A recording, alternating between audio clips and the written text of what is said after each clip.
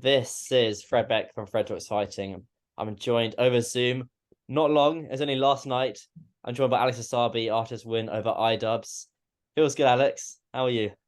I'm good. How are you? I'm a bit tired. I stayed up to about 4 or 5 a.m. to watch it. As a supporter, Okay. as a loyal fan.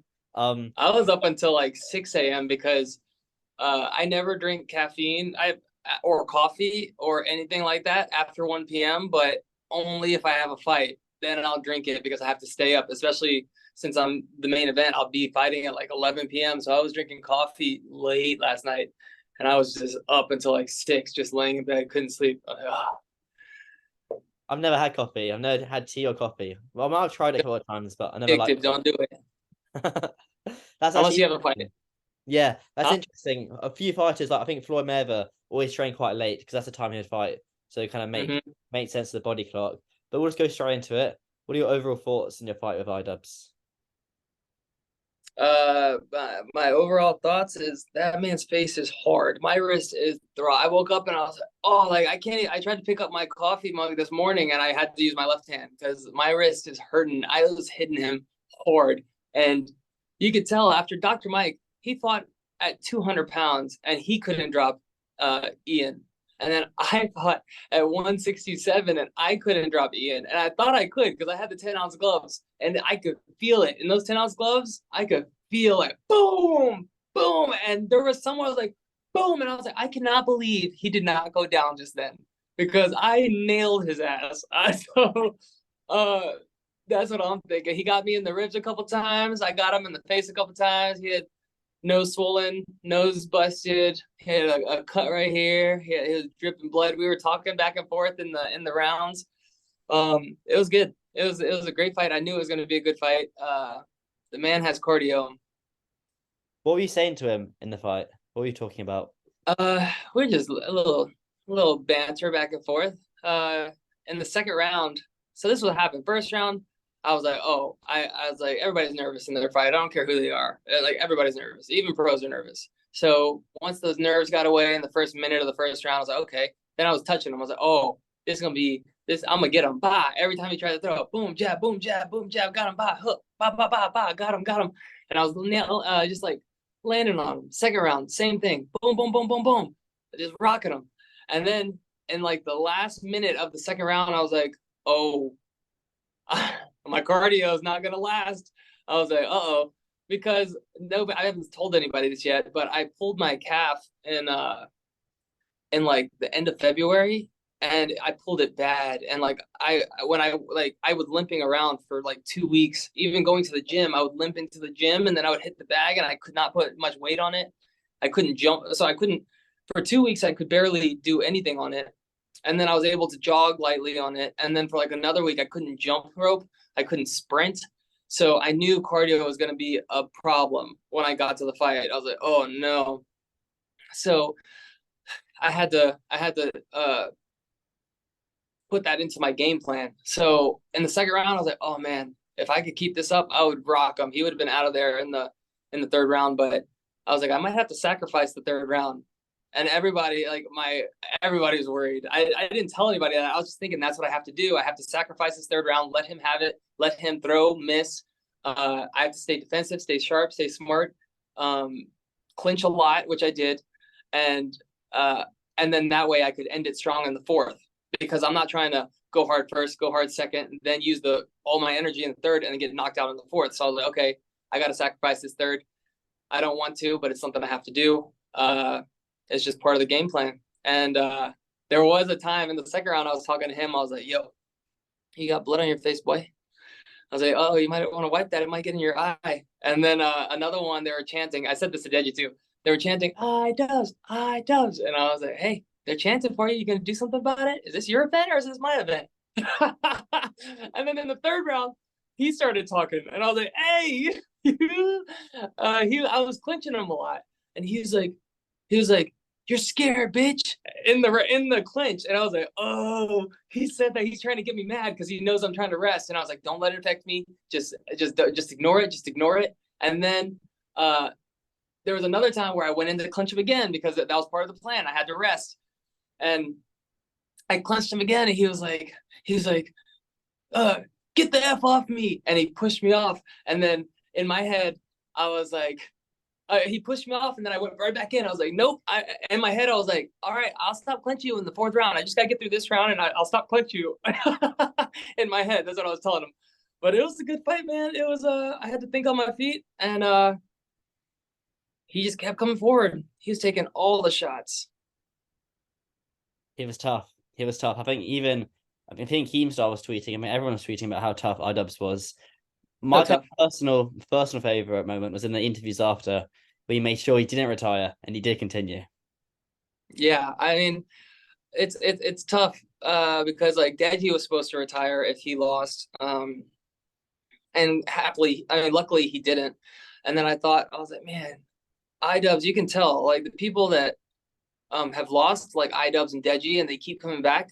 They love boxing, and if they lose again, then it just like deters them from something they obviously have a passion for. So I wanted to make sure that wasn't going to happen with this opponent, because he gets a lot of crap. He gets a lot of hate from the world, and I just wanted to lift him up. And in my time, in my moment, in the spotlight, I wanted to make sure to use some of that to bring him up with me. That shows you're a good person, Alex. I think that was quite a touching last moment. But the only thing I was a little bit disappointed by was you didn't call anyone out after the fight. So I'll give you the opportunity right now. When are you fighting next, and where, and who? Let's go, Alex. All right, Fred. You trying to get that exclusive? Okay, so this is what I'm thinking.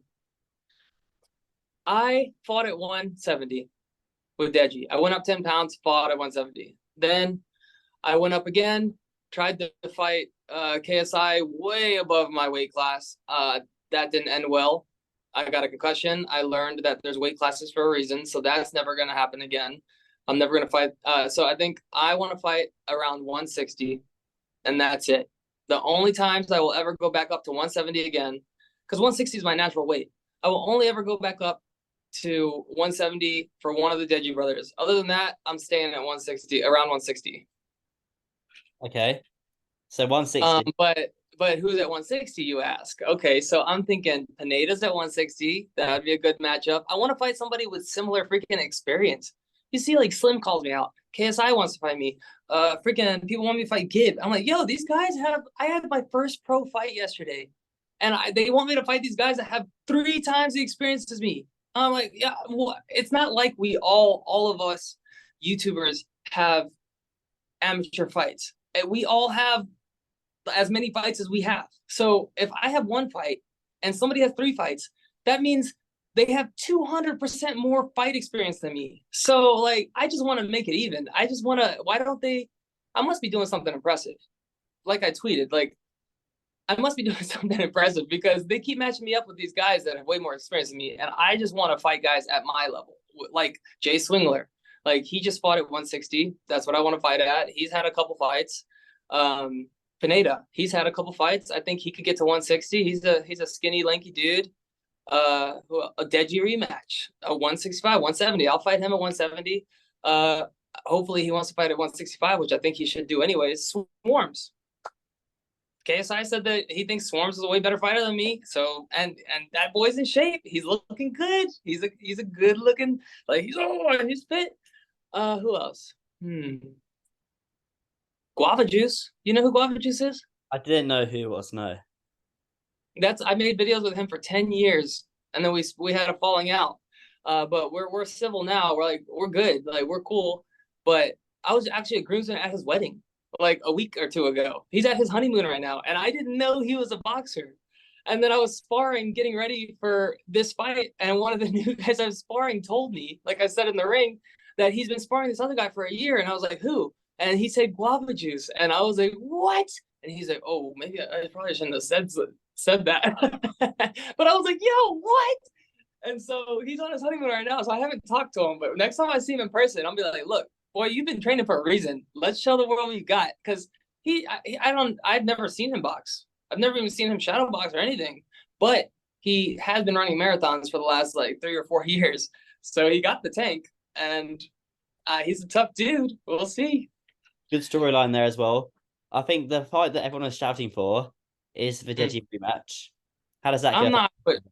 I'm not pushing that anymore because I feel like a bully. Like, I'm just like, yo, Deji, let's do the rematch. I'm down. Everybody asks me in every interview. I'm like, yes, I'm down. Let's do it. Let's do it. And his team says, yeah, we want the rematch. Other people say, yeah, rematch. All the fans are like, do the rematch, do the rematch. But he's the only one that does not say, let's do the rematch. Or if he does, he answers it really quickly and then he breezes by. So I'm not talking about Deji anymore unless he brings it up, because I just feel like I'm pushing him into something he doesn't want to do. Okay, short and sweet. I think a lot of people were saying though, and I put the tweet out today, and I think I was tweeting a lot about the fight yesterday about who you should Yeah. fight. The Deji one was kind of the most popular. The rematches sell a lot better. You do it over here in the UK. You sell out Yo Arena. I think like you guys did last time with Copper Bucks. Got a few good arenas. But if Deji's not on the table anymore, who do you reckon it'll be? Who's the number one slot? If I could give you anyone at 160. For me to fight? Mm-hmm. I'm thinking the winner between the Deji and Swarms fight, because Swarms has 2 fights, doesn't he? I have 2 fights, and Deji has a bunch of fights. So I would be down to fight whoever wins that, but I don't think either of them want to fight me. I messaged Swarms one time, and I like super casual. I was like, he was like, "Who should I fight next?" And I DM'd him, and I said, "Yo, bro, if you ever need an opponent, I'm here." And he's like, "Okay." And then nothing else after that. So we'll see. I'm down for either one. I think it'd be a good match. So I don't know. It would be a good Who do match. you think? It would be a very good match. I was going to say Jay Swingler. That'd be a really good Yeah, fight as well. But then that would be your mates with Nick LMAO. I saw you hug him in the ring walk. I really like Nick as well. He's lovely. He's gonna he's like my little brother in the boxing world. he's gonna have his rematch with Jay Swingler as his next fight, I guess. Oh, he is? Well, maybe I should have That's said who you that. that's who you Well, think. no, supposedly when Jay recovers from injury, that would be the natural rematch to happen. It makes sense. Mhm. Good storyline. Yeah, Rematches that'd be a good rematch. do that in the UK or in the US. I guess UK might sell a little bit better. So maybe that one is off the table for now. So I guess it will be the Wasabi versus Swarms or Wasabi versus Deji. Are you going to come over to the UK and watch that though on the KSI undercard? Oh, that fight? Probably not. It's so far. I'm definitely gonna watch it. Like, I'm gonna watch it live, but not in person. I'm probably gonna be at home, invite some people over. I watch pretty much every YouTube boxing. I don't know if I'm gonna watch the Misfits 6 one, because like I feel like they're brazen. Like, they never talk about it. All they talk about is the 7 or 007. They don't. I don't even know. I know it's Le'Veon Bell and JMX, but I don't know who's on the undercard. I don't know where that is. I don't know when, like, what time that's gonna be on. They should have So announced. They should have announced the KSI Joe Fournier fight immediately after 006 because that's gonna KSI will sell out the arena anyway. I think it's nearly yeah, sold out as it is. They really should have announced it after the 006 because it is the 007 card, especially now Swap Havas fight, which we'll talk about in a sec, is overshadowing the 006 card. Which is a shame because there's a lot of really, really good fights on the 006. But I think next time, if Misfits learn, I think they should announce 007 immediately after 006. I can understand yeah, their view, them saying, oh, we need time to sell tickets. But if KSI's on that card, he can sell, he'll sell that place out in a week. I think it's nearly sold yeah. out as it is anyway. Sol Pappy, that was announced about an hour ago. He's fighting Anthony Taylor, the toughest fight of his career. Are you nervous, your boy Sol Pappy? How are you feeling? Oh, it is 100% the toughest fight of his career. Uh, oh man, I think Saul Poppy's gonna take it, but it's gonna be interesting. I feel like that should be co-main event. Like, what is the co-main event? I believe it's Deji vs Swarms, but I don't think they've announced it yet. I think Sol I guess that's Pappy, fine too. Andy Taylor, or Deji vs Swarms either could be co-main. It's a really, really, it's shaping up to a really, really good card now. Yeah. Yeah, that makes sense. Either one of those would be good co-main. So Bob, man, I want him to get that because I'm still hoping that one day we can do the Philippines. Like, that's my dream. I've decided. I think next year, Creator Clash. Hopefully, I can.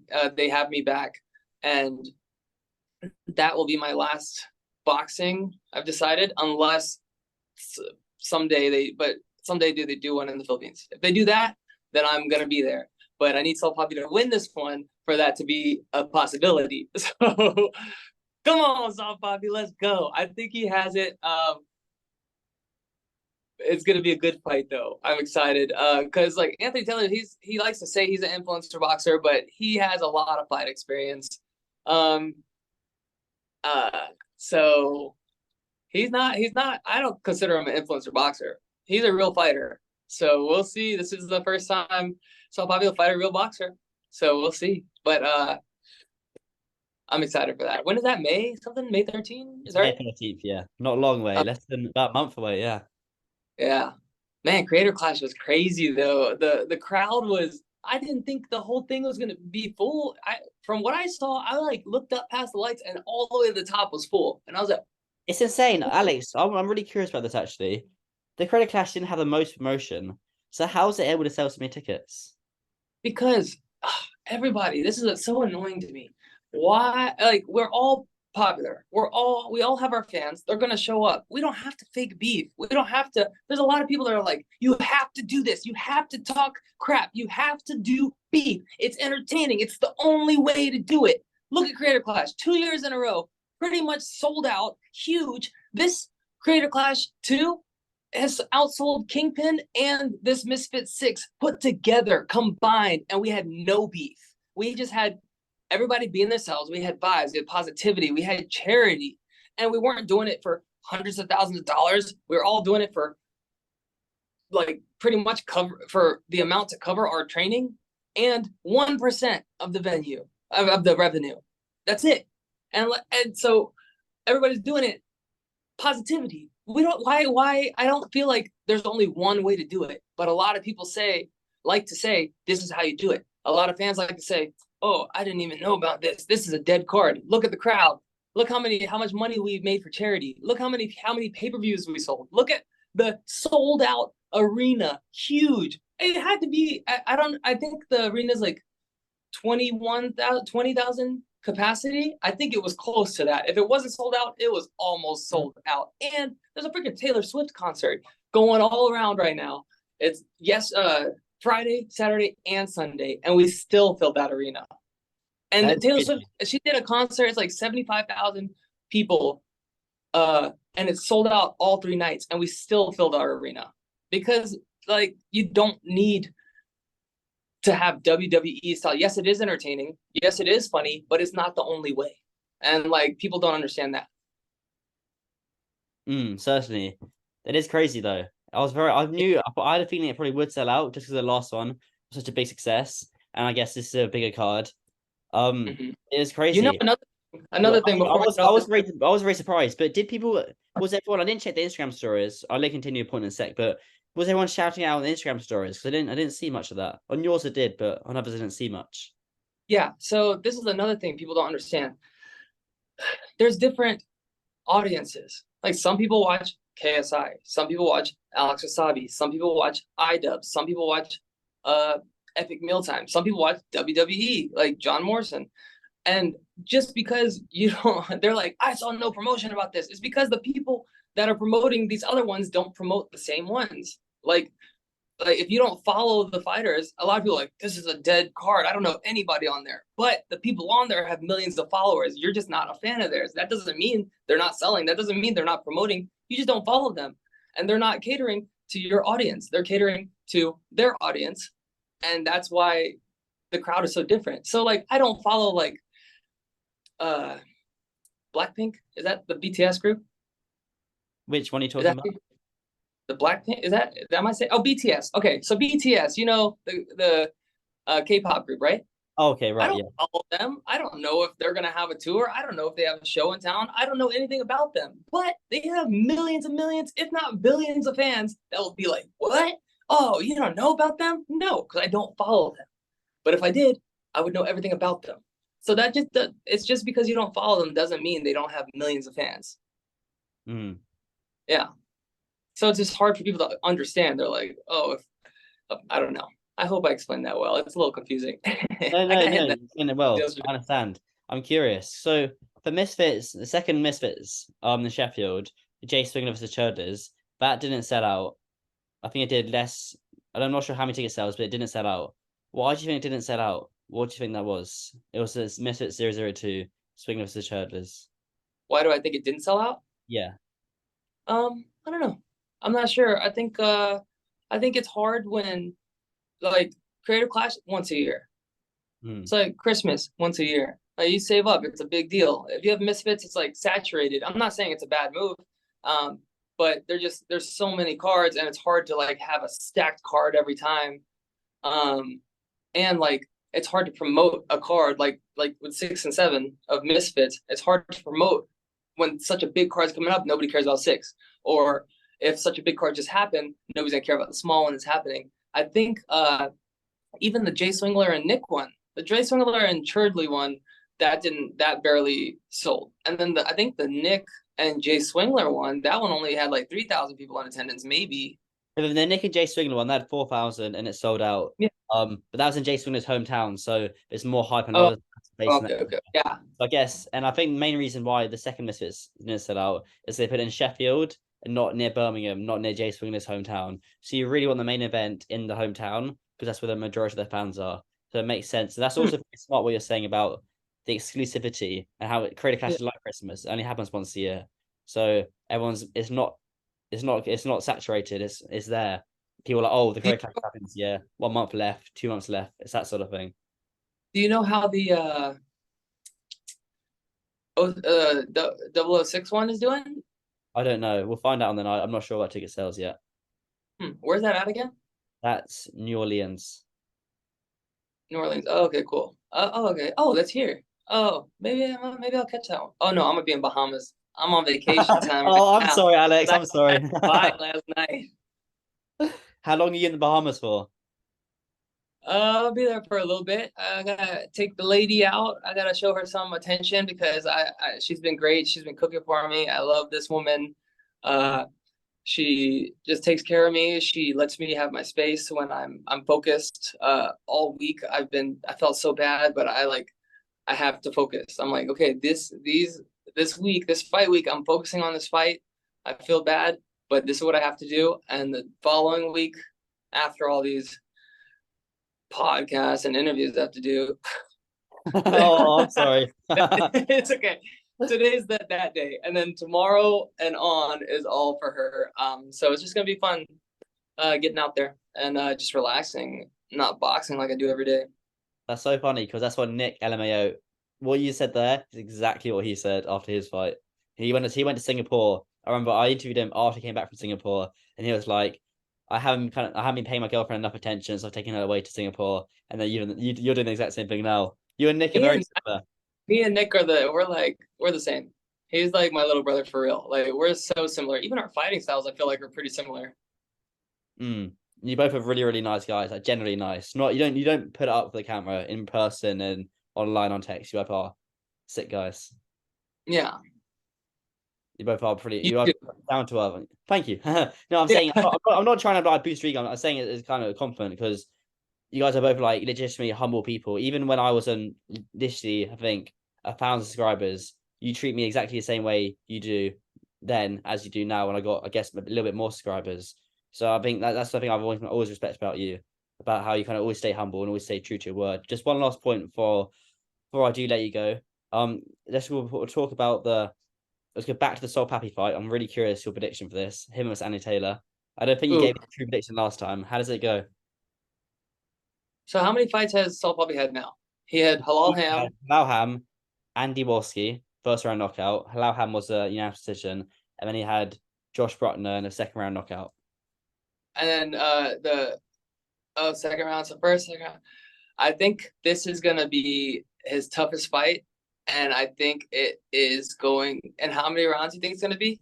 It'll be 4. It should be 6. It might be 6. I'll ask Mams, but I think it should be 4. I think 4 is fine because like people are like, oh, it should be like they said that my fight too. I was like, yo, it's my first pro debut. Why you want me to fight 6? And I've never fought 3 minutes before. Why you want me to fight 6? It's like let me work up to it. Dang. So I think so. If they're fighting 4 rounds, how did Anthony Taylor lose to that dude Virgo? He Idris lost by Virgo. Andy Taylor lost by decision, and he also got knocked down, I think, once or twice in that fight as well. Oh, if Virgo couldn't do it, ooh, I think it's gonna be an unanimous decision to Saul Poppy. Did he knock him down? You said? Idris knocked Andy Taylor down once, I think, yeah. I think it's gonna be the same thing. I think he's gonna get unanimous decision. He's gonna knock him down once. Okay, there we go. You know, found out. You know how much crap I got for this saying that McBroom and Gibb are gonna be a split decision. They're like, how can you say it's gonna be a split decision? I was like, I because didn't notice that. Where do people give you rubbish on that? Was it Twitter? I think Twitter, they're like, hey, how can you decide what you think the judges are gonna say? I was like, because I got a split decision, and then I got a split decision. And last night I got a majority decision, and I was like, wait, I'm so new to boxing, I don't even know what the difference is right there. Do you know the difference? Majority is when they give it a draw. One of the judges gives it a draw. Yes, exactly. I didn't know that. I was like, oh, that makes sense. So I think like I don't know. That's just news to me. I was surprised I got a freaking majority of decision again. When am I ever gonna get my unanimous decision? I feel like I should have got it both times. Both. Do you agree? Well, maybe Alex. Maybe if you actually knocked him out, it wouldn't have to go to the decision. Look, man, everybody's like, oh, there has to I'm be a messing knockout. I'm not joking. You know how hard it is to knock somebody out, and they expect us to do it. Us YouTubers that just started fighting, everybody wants a knockout. I'm like, bro, okay, I'm trying. Like, I know how hard head. If a 200-pound Dr. Mike couldn't do it, it's not an easy thing to do. That dude, why do you think he has a beat up face after both his fights? Because he can take a hit. Most people, I feel like a lot, like 90% of YouTubers, if I hit them with what I hit Idubbbz with last night, they would have gone down. But Idubbbz just got that. He got a rock for a head. He's like, boom, do it again. Boom, I can take it. Boom, dang, his eye was swollen. His nose, he had a big cut right here. His nose was busted. He was gushing blood. And he's still not even close. I think he stumbled once, but that dude is like rock solid. He has crazy conditioning. That's what I got to work on for my next fight. I got to start stretching. I didn't have to start stretching until my 30s. And now I'm like, okay, maybe I should do like a couple stretches. Maybe after the calf injury, you should start doing stretching. But it's the calf injury. Before I let you go, just to confirm, is the calf all good now? Is it 100%? Calf is all good, but guess what? I found out a week before my fight. Mm-hmm. I broke my nose. You broke your nose a week before the fight.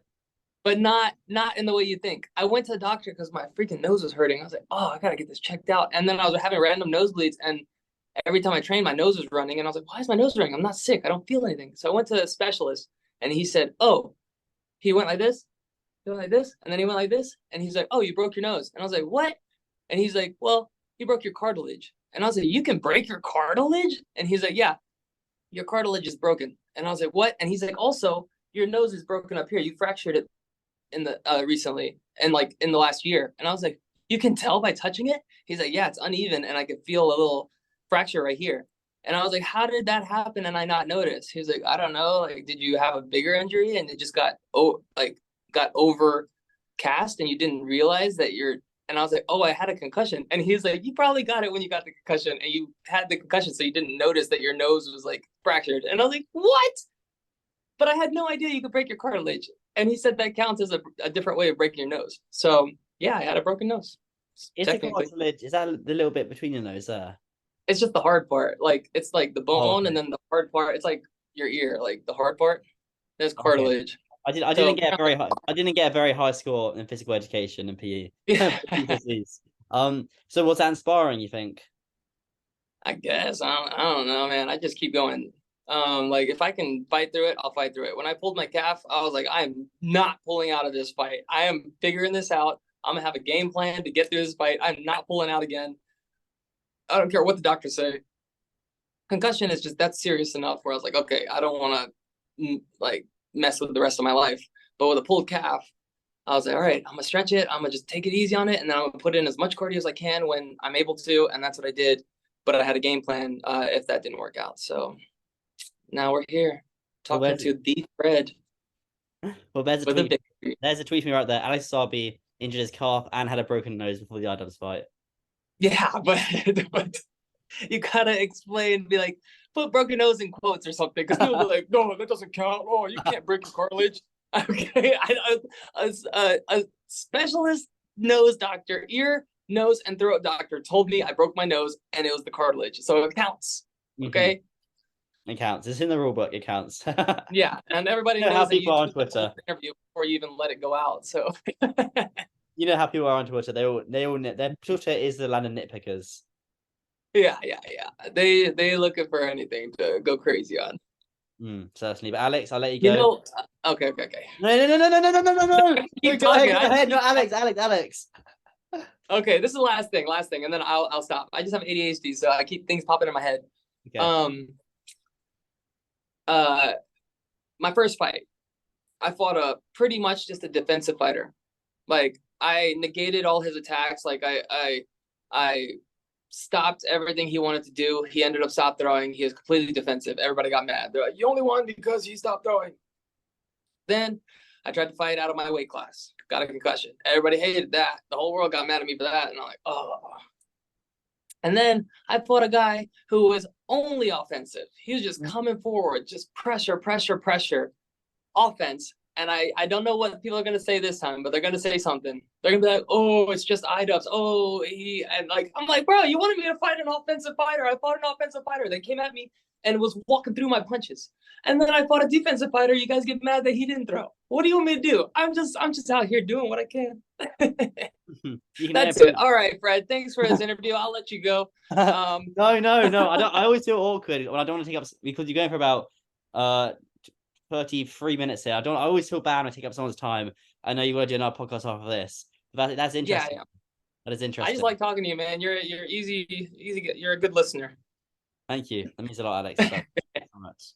I'll make sure to see you. I'll give you a break. I won't message you for a long time until your next fight. Oh, actually, that's not true. You probably will get a few messages from me kind of pestering you, saying, Alex, what do you think about this? Can you get a few words on this? So probably always welcome. But I'll hope you have a nice holiday in the Bahamas. That sounds very nice and very jealous. I've got the Kingpin fight week next week, which I'm in London for, and then KSI fight week. So I'm very busy, and you can just relax with your girlfriend on the sun chair on the beach. All right. I do appreciate you coming on the channel, Alex. Thank you. Of course, anytime. All right.